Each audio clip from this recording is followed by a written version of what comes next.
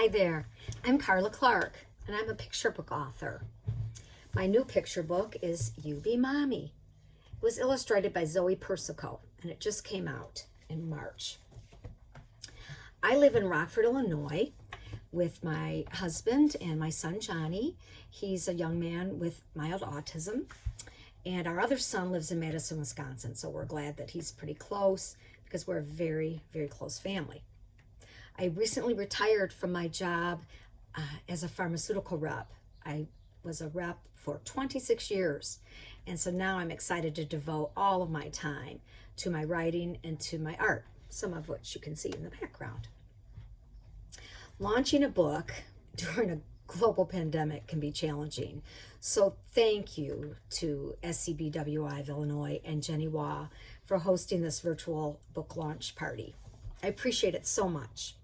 I'd also like to thank my team, Connor Eck, my agent with Lucinda Literary, Anna Roberto, my editor with Macmillan, and also Kelsey Marujo, and she's my publicist with Macmillan. What a great and supportive team. They helped make the launch of You Be Mommy a success in this new world of shelter in place. So my book came out on March 31st, shortly after Illinois implemented a shelter in place mandate. So obviously the physical part of my book tour was all canceled. And while that was disappointing, I think the coronavirus has really helped bring to the forefront in our lives what's important. And for me, that's faith and family and friends. So in the big picture, everything's good. Come with me now on my journey to publication. You will see that you could never call me an overnight success. My journey started 47 years ago. That's when I wrote my first novel when I was 14 years old, and I saved it. So I can show you, because I always wanted to be either a writer or an artist, and I'm so blessed to be able to be both. But here's my first novel. It's not titled until I was a real doodler. It's written on many different colors, paper, and lots of different inks. I guess it's upside down. But it's a terrible mess, but it got me started, and it cemented my dream that I wanted to be a writer. In 1977, upon my high school graduation, I was gifted by my parents with a Smith Corona Selectric, electric typewriter. Oh my gosh, was I excited. I wrote poems, I wrote stories. In college, I majored in journalism. I wrote articles for the college newspaper. Upon graduation, I landed a job at a bank in their marketing department. So I was able to use my writing skills. I wrote newsletters, direct mail pieces, always had my hand in writing. So no matter what I was doing in life, writing was always a part of it. But I have to say, I probably owe my writing career to my husband, Scott. We were married in 1983, and I wanted to buy new living room furniture with our wedding money. He wanted to buy a computer. Savvy as he was, he told me, if you really want to be an author, you need to have a word processor. You need to have a computer.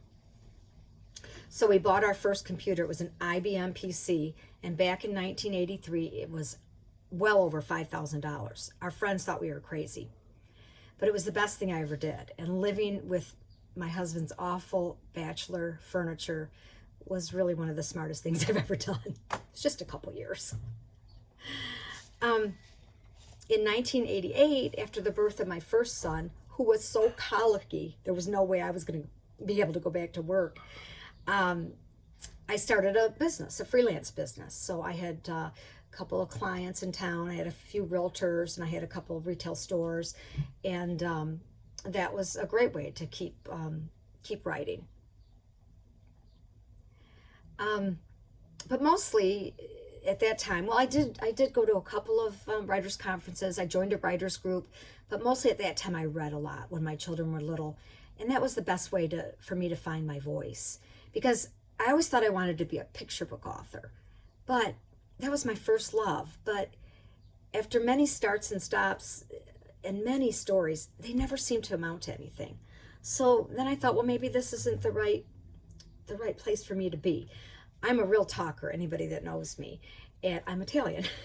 And so maybe, being a a person of a lot of words, I needed a different format. Maybe a novel would be better, better suit me. So I moved from children's books to novels.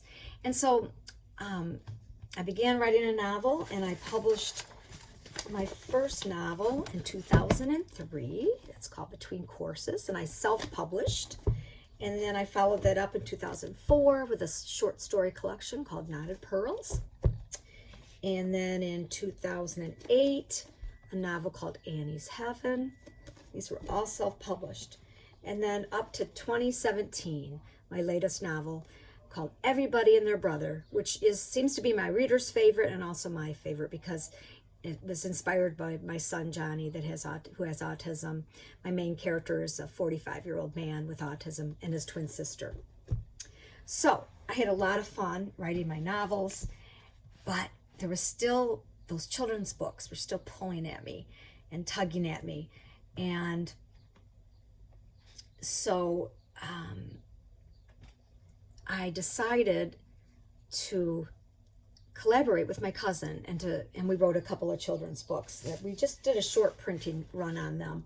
It was just for fun, but we wrote a little book called Now I Lay Me Down to Dream and Once Upon a Camping Dream. And these are not even available anymore, but it was fun and it got me back into that children's world. And so I thought maybe it was time to give another story that I had tucked away a chance. And so I dug that out, and I spent weeks, maybe months, working on the query letter, because crafting a query letter, as many of you know, is so important. So after sending out probably 100 query letters to literary agents, I received some interest from Connor Eck of Lucinda Literary in New York. And he's probably the best agent in the entire world. I'm not exaggerating. So he contacted me. We had a great talk, and I actually signed with him on June 12th. I sent my query letter out on May 28th. I got an email from him on June 7th. I signed on June 12th. Things moved along pretty fast. So after helping me to polish the manuscript, because Connor is very much an editorial agent, he sold You Be Mommy and its forthcoming companion, You Be Daddy, very quickly to Fievel and Friends, which is an imprint of Macmillan, on July 30th. So I signed with him on June 12th, and on July 30th, he sold my 2 books. I'll never forget that phone call. I was shopping in TJ Maxx in Madison, and I ended up celebrating that night with my son, who lives in Madison, with a really great sushi dinner. So it was a dream come true. You Be Mommy would be published, but this was July of 2018, and You Be Mommy would be published in the spring of 2020. That seems so far away, but every step of the journey was exciting.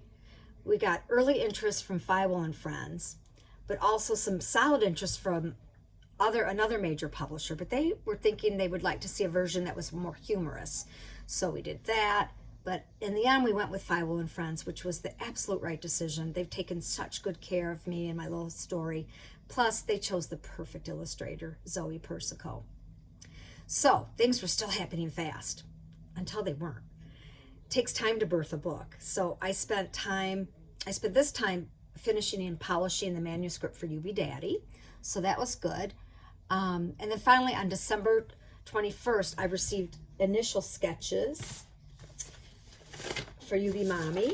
And so that was fun, just to really get an idea of what the characters would look like. And then shortly after that, in February, we tweaked a couple of the illustrations, a couple of the verses, and then we got the color sketches. And that's when, oh my gosh, it really comes alive and you get a real feel for what your book is going to look like. In March, after we got the color sketches, then my son and I flew out to New York City to meet Connor. I wanted to meet my agent, and I'm so glad we did that. It was great.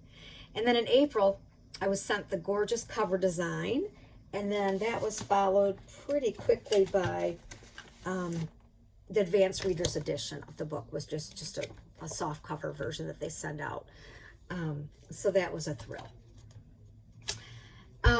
let's see. Then in May, I took a trip to Sicily with my sister and some cousins, but not before talking to Connor about what was the next step. What should we do another picture book? We couldn't decide if we should wait till You Be a Mommy came out or if we should go ahead and move forward with another story. And then I had to provide a headshot and bio and flap copy, decide on the dedication, which was easy. I dedicated it to my husband and 2 boys. But once we did all that, my work was basically done. And then it was all really behind the scenes. Fi-Will and friends working their magic, design team, sales team, all doing what it takes to launch a book. So since all I could do was wait until March, I decided to move ahead with Connor in another story. So together we decided on a little story called Safe at Last, and Connor helped me with his magic and we polished it off, and he sold it in no time to Penguin Workshop in June of 2019. And then we worked with Penguin to expand the little story into a book with 3 stories in it. So it's called 3 Ways to Be Brave, a trio of stories.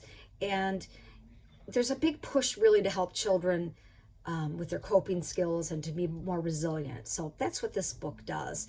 It has 3 separate little stories on how to be brave. So the first one is Through a Thunderstorm. The second story is The First Day of Preschool.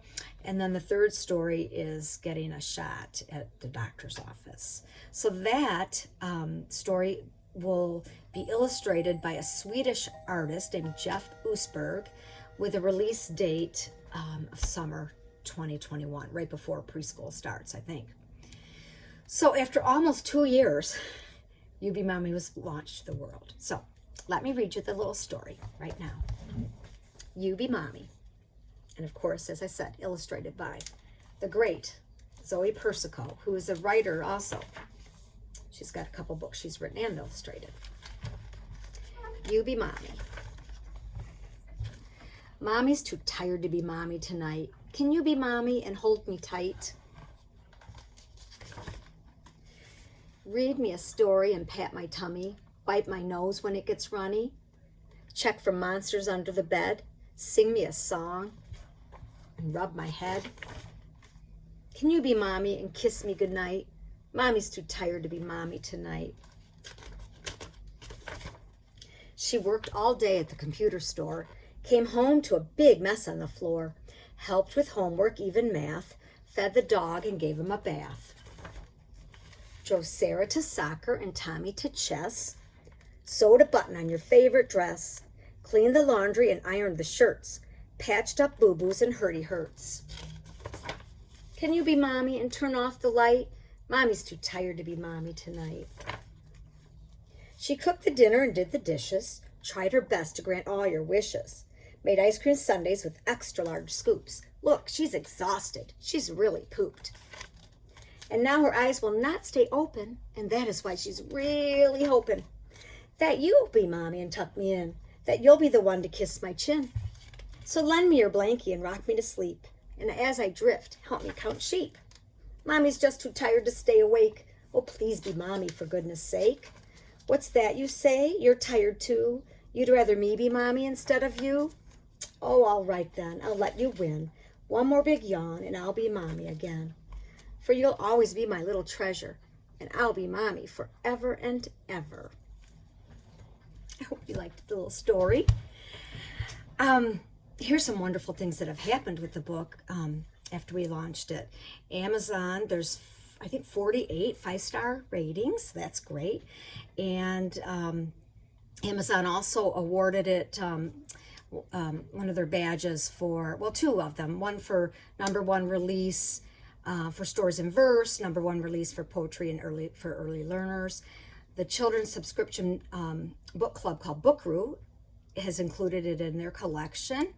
And Barnes & Noble's had selected it to be their virtual story time for Mother's Day, and also featured it on their landing page. So that was exciting.